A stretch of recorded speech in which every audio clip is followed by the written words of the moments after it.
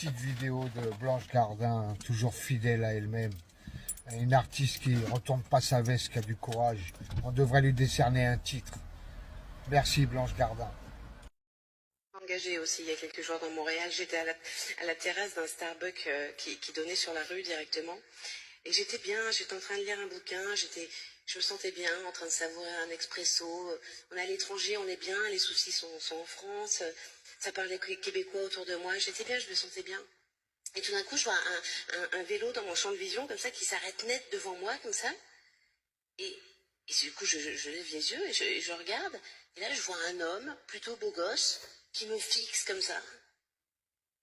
Et là, bon, c'est vrai que un instant, j'ai la faiblesse de penser, waouh, mais dis donc, le mec vient de tomber amoureux, mais agressivement, là, vraiment. Et en fait, pas du tout, hein, pas du tout. Le mec me dit, t'es au courant que Starbucks file 15% de son chiffre d'affaires à l'armée israélienne?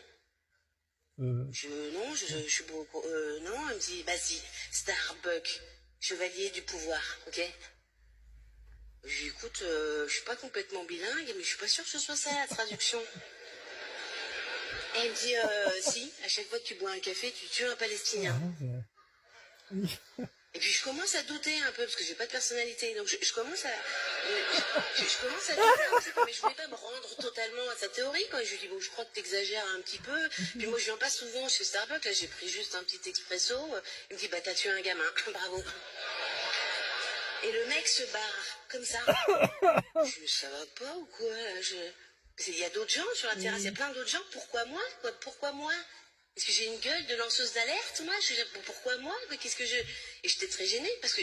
Donc il y avait d'autres gens qui avaient assisté à la scène, et puis il n'y avait pas eu de débriefing, il n'y avait pas eu de commentaires.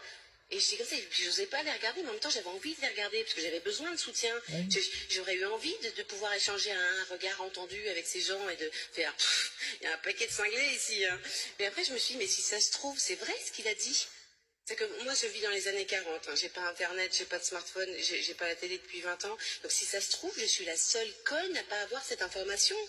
Donc je me dis, je vais pas aller regarder les gens, parce que si ça se trouve, je vais les regarder. Et là, il y a un mec qui va me dire, bah oui, on le sait tous, hein. C'est pour ça qu'on vient, nous, là, chez Chevalier du Pouvoir, là. Tous les matins, on vient tuer un Palestinien, ça démarre bien la journée.